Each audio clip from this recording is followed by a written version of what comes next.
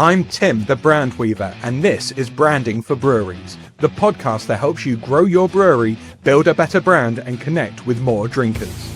Each week, I'm joined by the brightest minds in the beer world, sharing practical tips to help your brewery stand out and sell more beer. Let's get stuck in. What up, 24-hour party people? 'Tis I, Tim the Brand Weaver. I felt slightly surprised there, as if I didn't know this was going to happen. This always happens after the intro. Maybe it's the Christmas spirit I'm getting in, and I'm not quite as in tune as I normally am when doing these intros. Anyway, that's enough of that. You're listening to Branding for Breweries. This is the show that, like the intro says, brings the brightest minds and the most attractive minds from around the globe to your earballs and eyeballs to help your brewery thrive and survive. And today is no exception, as I am joined by the delightful Mr. James Crabtree, and he is the senior beer buyer at Morrisons, and we've been having a little chat behind the scenes about all the bits and bobs that breweries should know or really want to know to help them to get your beers into store.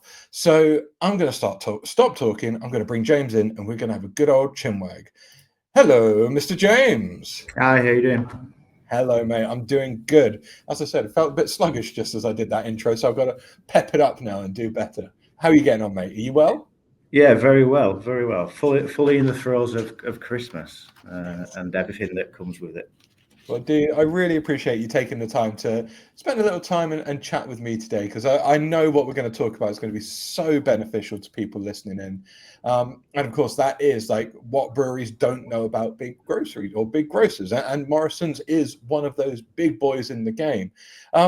I suppose before we get too far stuck in, for people that aren't aware of you and your work, would you mind giving us a little bit of an intro on what you do, please, sir? Yeah, absolutely. So I look after the beer side of Spirits and RTD trading teams in Morrisons. So basically, the girls and guys who do the buying, who do the selling, who come up with promotional plans and activations in store for all the exciting events that we have throughout the year, from Easter to Christmas. So yeah, we decide what goes on where and what price. So it's quite an exciting job. Booze feeds into many different events throughout the year, many different family occasions and friends occasions, and it's an important part of life, really, which it has been for a long time. 100%, mate. It is the glue that holds a lot of our culture together, I believe, and I'm all here for it. So let's break this down bit by bit. And I think one important piece to start the conversation with is actually like when a brewery is trying to pitch to a supermarket because they want access to their drinkers, you are the gatekeepers to this realm and the people with their shopping baskets strolling up and down the aisles. What do you see like time and time again, and you're like, oh, just don't do that, don't say that? Where are they going wrong when they're approaching you? Yeah, I mean, I'll start with the usual disclaimer of all views are my own, just to get that in there. Thank you. So I think I think honestly, a lot of brewers pitch to buyers like they are another brewer. They kind of open up with the passion, the story, the medals, the awards, and all those are absolutely amazing things. And particularly to people who really love the beer, but it's not kind of what makes the decision. It's a small part of it, but the breweries that stand out are the ones that come, knowing the numbers, with rate of sale, performance in similar retailers, margins, supply reliability. The good ones, they understand the world we're operating in and show how they can fit into that. And that's not to devalue any of the stuff around the passion and the story. That is incredibly important, but it's where it fits in the bigger picture of retail. So when most brewers are some pitch into that supermarket buyer, they need to know what the buyer needs to know what information they need to know to make it work, and generally they are the numeric stuff, right? The rates of sale and performance. So that would probably be my first answer to that question. But by no means is it to diminish any of the story or the passion behind it, because that's hugely important too. Mm. So would you prefer a brewer to come in and like straight up on the screen, it's the rate of sale, it's the numbers, it's the stats, and then you're like, okay, that's viable. Now let's hear a little bit about the story of the brewery. Yeah, potentially. I mean, it doesn't have to go in that order. Generally, if you're at the point to where you're having a conversation, we generally know bits about each other as it is. I think, if you're at a trade show or a craft beer festival or whatever it might be, and you're talking to someone you don't, then a bit of upfront knowledge would be good. I always would include it. I'd just make sure that when you are pitching, when you are talking, you understand the world that the buyer you're talking to is operating into, and and show how you fit into it. So it makes a lot of sense from a buyer perspective. But I suppose you've also got your mindset of going, all right, well, this is viable. The numbers stack up, but it's not just the numbers. It's knowing what the consumer, what the shopper's going to want as well. So what things are you looking for from a brewery when you're trying to align that with what your drinkers are looking for? I think it depends on what kind of product you're looking at, really. So the purpose is important. A good story is nice, but making a decision on what goes on the shelf is a few different things. What there'll be if something's performing well in independence, if something's there's a bit of hype around the brand. They might be doing something alternative to just branding, and that they might be doing something PR wise with some music or bands or anything like that feeds into that. There'll be trends on products that are up and coming. The most recent one in the last year or two is fruit beer and all that sort of stuff. So it's kind of all this big picture of stuff that you take in consideration when you're going to go, right, this ticks all those boxes. This and ultimately it's going to earn its place on shelf and please customers is the main one. We're here to sell products to customers, and it has to be stuff that they want to buy. And how much does the actual artwork of your cans and of your bottles come into it? Because can you have an okay bit of artwork but not phenomenal and still get selected to appear on a shelf, or does that still need to be top tier? No, I mean artwork is hugely important, particularly if you're focusing on single can craft, right? So shoppers aren't there at that fixture longer, and if they are, there's a lot of stuff to look at. But they're not reading essays at the shelf edge, or they're making really fast decisions, and that is usually on branding. So a simple, clear story that people can understand at a glance can always help. So strong branding, being clear on ABVs, being clear on beer types, all that sort of stuff. But ultimately, you're fighting in quite a noisy category in that fixture of, there's some great artworks and can labels out there. You kind of trying to stand out from the rest. But my advice on that would be, at risk of repeating myself, customers aren't reading essays at the shelf edge. They're there making fast decisions. And I suppose you mentioned the single can side of things, which is really important. You're in a sea of other looking cans and bits and bobs, but that's probably where most breweries will start with, kind of that access point and getting onto the shelves. Beyond those who have your 4-packs and your bigger packs and more tried and trusted brands. I need to put my teeth back in. What, beyond the financial side of things, what makes a brewery worth the punt from?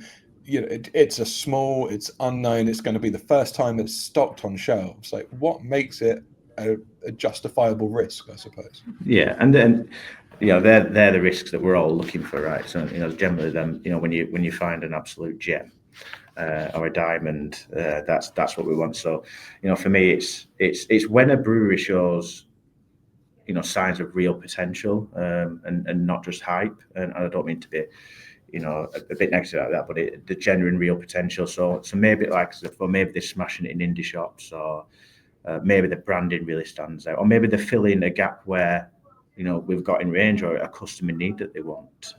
They can also they also might be doing stuff differently than others in PR and stuff like that. But when you're looking at those smaller breweries and the ones that show real potential, the other part of to consider is, can they scale up and keep things consistent. So consistency is a big thing. And if you're looking at bringing someone in small, it's also it's right for them as well that we do the due diligence of checking, if volume's coming at you thick and fast, can you keep the consistency of liquor, can you keep the consistency of packaging and supply, and therefore not disappointing customers. So it's all those sorts of things. I think the real potential in a smaller brewery is you find some gents which do some absolutely cracking beers and this, that, and the other, but it's also making a decision then right, well, is this what's right for them as well, because you don't want to set them up for failure.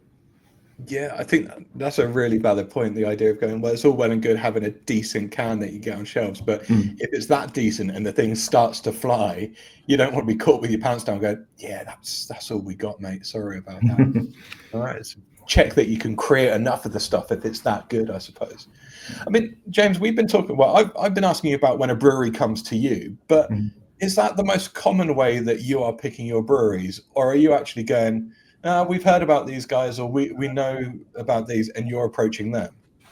No, absolutely. In the craft beer world, definitely. There's been over the years times where it's kind of the opposite way around, and we're going to I kind of pride my buying team that they're all in the beer side are all beer lovers, and they have a genuine passion for beer. And sometimes we've gone out, whether it be at trade shows, craft beer festivals, even LinkedIn cold message people at time, because we've seen what a brand or a brewery is doing, and we think, right, this will be an absolute mega fit to what we want to do, and the credibility of our range is something that we hold quite dear to our hearts as well. So yeah, no, it kind of comes in all means, really. You can use all avenues from LinkedIn and socials to festivals and whatnot, and it's not by all means, it's not just breweries approaching us. See, that's interesting, because you've always got to be on your A game then, because you don't know who's watching, who's lurking on LinkedIn, because James might drop into your DMs, people. It's important to be given the best look every time. So I was just thinking, you mentioned about, when we were chatting earlier on, like beer fitting into so many different occasions and stuff, and you then going, actually, this particular brewery would be a great fit because we don't have one of those right now. Could a brewery reverse engineer that and do their research on someone like Morrisons and look at the range, look at what they're promoting seasonally, and then approach you and going, we've noticed you don't have much of X or Y. Like, would you welcome that kind of like presentation, or would you be like, dude, we knew that already, we're working on it? No, we absolutely welcome it. I mean, you've got to be careful. We're fully aware that we are a team of people that have our views and opinions, and that's it. But our customers, we serve customers from the south of England to the very north of Scotland, and everywhere in between. And there's a lot of different, there's a lot of regionality in there, and a lot of customers that want different things. So listening to customers, listening to suppliers is crucial to that. We don't have all the answers. We have part of the answer. Collectively, that's when we all have the answer. So yeah, a supplier, a brewery coming to go, listen, we've looked at what you're doing. It might be in this region, it might be sub-local, it might be a couple of stores, which we always look at too. It might be like, we've seen what you're doing. Actually, we think you've got a massive opportunity here, and this is why we think we can fit into that. They're great conversations to have. And like you say, like kind of selecting a few stores, is that normally how you approach it with a new brewery? Like, you don't do a full across the country release. Like, you go, right, we're going to try in a small patch, and like, is it an area that's local to them and then grow it out, or does it vary? It varies. We do everything from national launches to servicing some stores direct to store in one or two stores, and everything in between. I think our regional range in craft and in premium bottled ale is something that we're very proud of, and we're holding on to, because of the importance it has to our customer. Particularly in ale, where we punch above our weight quite significantly. It's a large part of that is to catering to local and regional ranges, and when you look into the data on why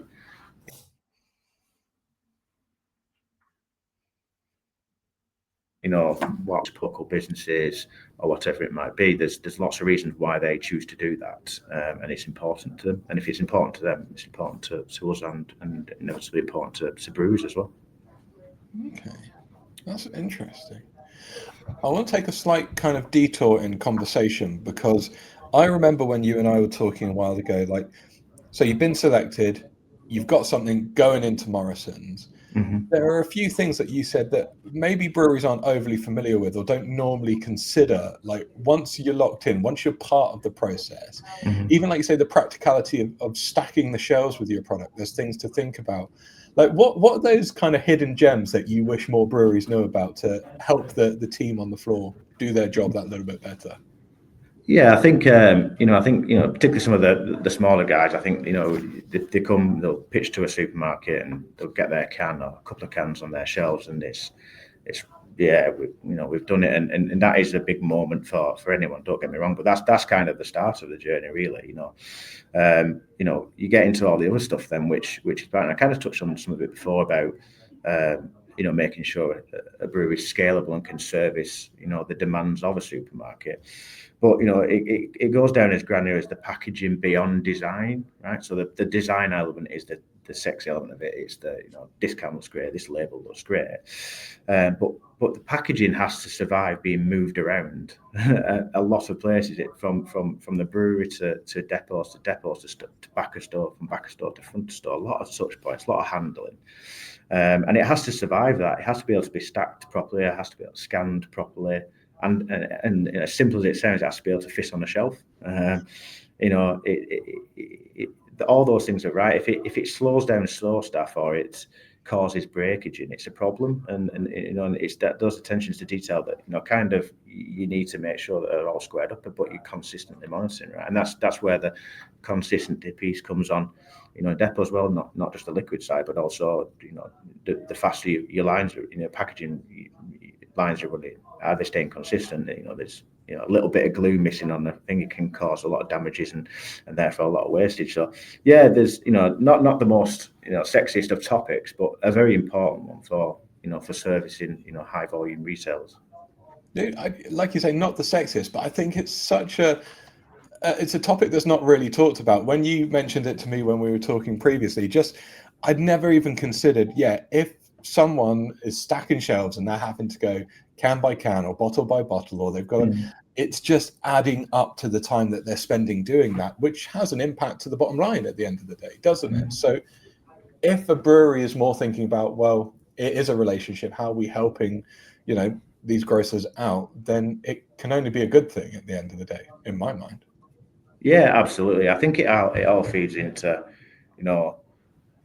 I think if you badge it under like breweries, being easy to work with for supermarkets, it's that consistency piece, right? It's hitting delivery windows, communications tight.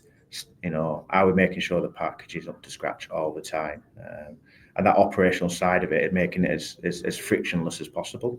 Because then you instantly become a much more appealing brand to work with when there's less friction. Of course, yeah. You've ticked the boxes, you've dotted the I's and crossed the T's. So let's talk a little bit about packaging, I suppose, in the ways that we said you can have the single can. Some breweries are lucky enough to have maybe 2 or 3 still in the single can mix. You might have small pack. There's probably breweries going there, well, ideally we would want to have like 3 of ours within the combo.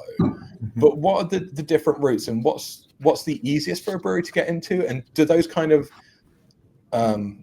offers work for different reasons and different consumers as well, like between a single can, 3 and a 4? Yeah, I think so. Listen, I think the single cans are still all around discovery. I think it's a very important vessel, particularly in craft. And people want to try something new there. It's usually higher ABV. They've been experimental. There's the market's full of link sales. It might be 4 for the price of 3, and you look at the data. They're buying 2 that they always buy, and they're buying 2 others that they're trying. Or one of that they're trying on a weekly basis. So it's single cans are definitely still about that discovery, and are still hugely important. 4 packs are more about everyday drinking and value than discovery. So smaller breweries obviously usually, as everyone knows, start in singles.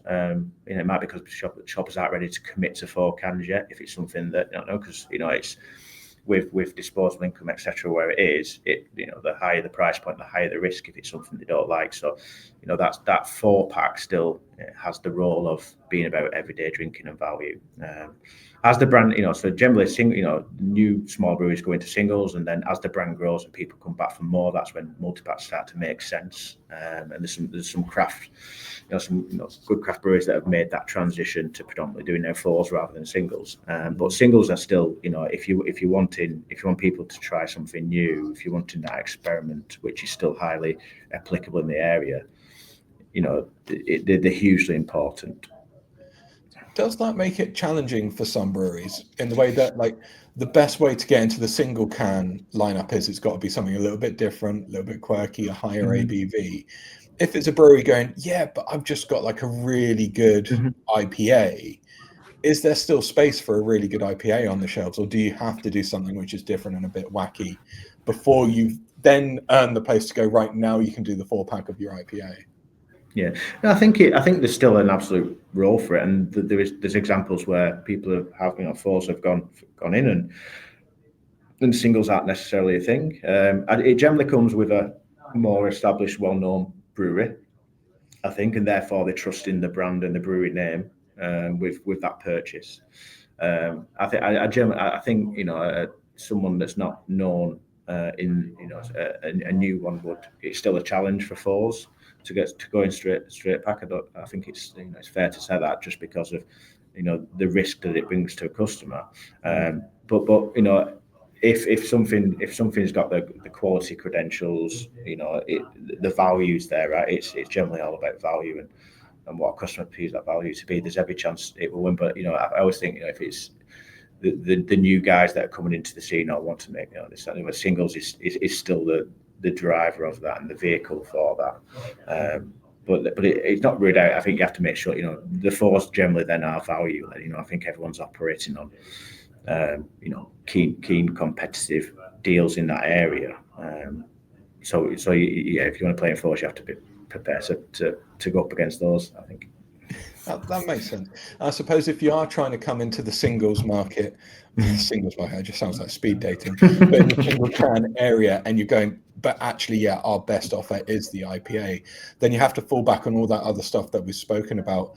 You've got to have the data to back up that it's a really good bloody IPA. You've got to have the story, the narrative, the look of the can, the packaging. I suppose all of those touch points are then even more important because the particular style is a very common style, right? Yeah, absolutely. Yeah, absolutely. I think one thing we didn't talk when we were talking about labels and packaging, I think one thing that stands out is if in those singles, if a customer knows your brand, you've got the consistency across what you're offering, right? So they might what grabs attention at the shelf edge. It might be that a customer likes one of your beers or one of a brewery's beers that are listening. They should be able to spot the other ones instantly, because then they'll they'll buy into that more and they'll try it more because they're respecting the brand and they're trusting the brand on it. So I really think if you bring in different styles, trying different styles, making it that you can tell it's a family, it's from the same brewery is hugely important. I'm a big advocate for consistency across design. I think, this is all the same set. It's good. It makes my heart sing when I see it. One thing we didn't touch on, James, is because we talked about talking about the product, obviously, and the information you need to know about the product to then decide, we want to stock that. But what about the relationship side of things between the sales team and the buyers? What's a good approach there? What's a good relationship to have between brewery and buying team? Yeah, I think a really good question. I think inevitably the craft beer buyer in any retail is probably got one of the largest supply bases of all buyers in whatever company it might be, right? So we're all dealing with regional suppliers, local suppliers, and then lots of breweries, right? So the incoming traffic to those guys is quite significant, and sometimes they can feel bombarded and overwhelmed if they've got 100 different people a week contacting them, as well as trying to do the day job of selling more beer. So I think it's important to first in your approach to recognise that and recognise that those guys are managing very different lots of frequency of communications. Relationships always should be at the heart of any brewer, supplier, retailer relation. It all should be at the heart of it, because people do business with people. So I'd make the trade shows are a great thing to do, or craft beer events where you actually get to chat, taste a bit of beer and have a good conversation. Always better than an email. That's not always possible, right? But I think I am a team always try and make it to these kind of events, because they're kind of invaluable for me to people. In fact, that's where we met, Tim. At one of these things. So it's I think they're great vehicles to do that. But I think the bit of advice I'd give was just be aware of how much those the craft beer buyer in each of the organisations, how much traffic they're getting in coming from everyone who wants their products on the shelf. Yeah, I never considered that, but yeah, your inbox must be absolutely rammed with breweries saying they've got the next best thing, and then you just can't keep up. If you say, like, it's not always possible to get to the same event that you and the team are going to be at, but emails maybe aren't the most successful way to engage with you.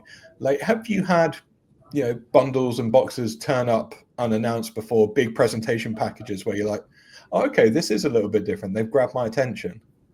I mean, not so much. I think that, the more FMCG companies kind of do that sort of stuff. Probably the more mainstream, maybe global guys.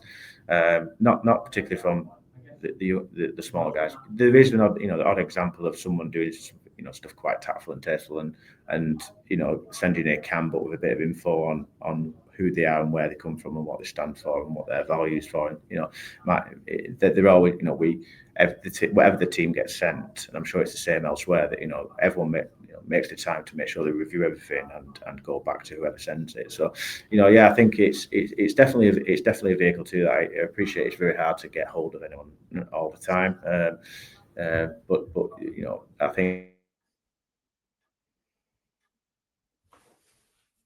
all those sorts of now. Okay, so you broke up there, but I get the gist of it. So hierarchy, it's got to be face to face. Find you at an event. Email probably lower down the bottom of the list. I suppose the dream would be to work out if you're going to be at an event and then pounce on you aggressively with lots of information and kind donations towards you. Each to their own, though. I'm not actually advocating people to pounce on you, James. I'm just, big caveat there, live on the show, don't pounce on James. It's not fair. James, I want to talk about one thing particularly, because it made me have to get someone to ship these ruddy beers down from Manchester for me, because they flew out of the doors in Morrisons, and I will be talking to Rich about this as well when he comes on the show in January. Is this blooming president collab that has happened? Like, that blew up. Like, from a buyer's perspective and a fan perspective, it was amazing. We couldn't find it for love nor money in certain stores.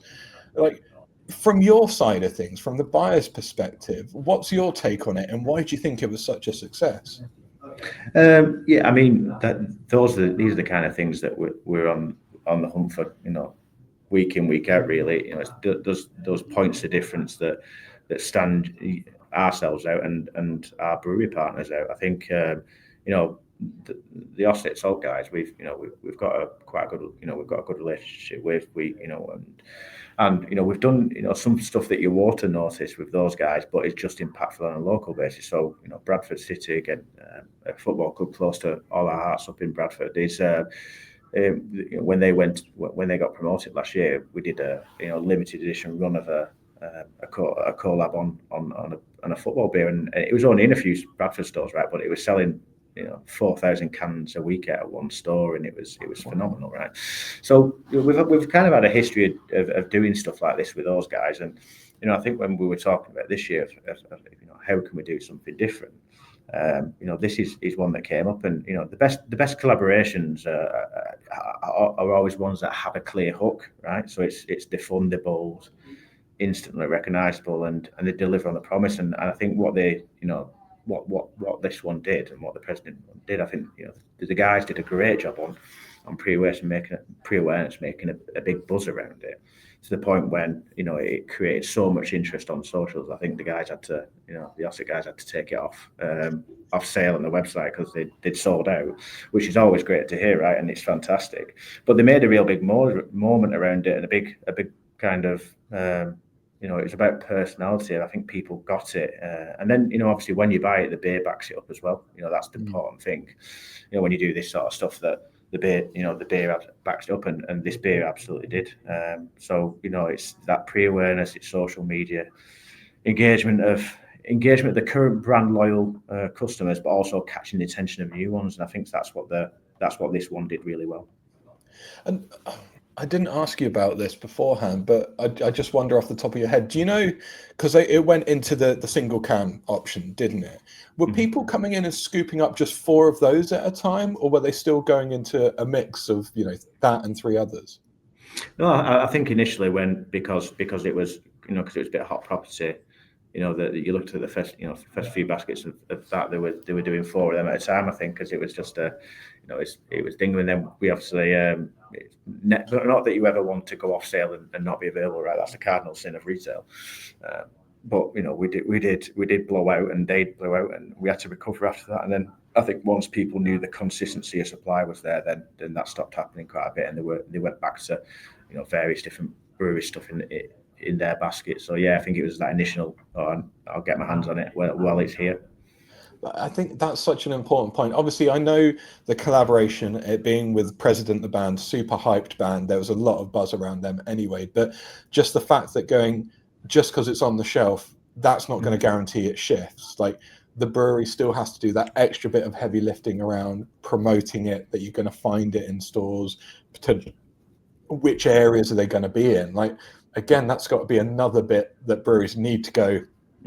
It's not over the line just because you're stocked. There's still a lot of effort on your side, right?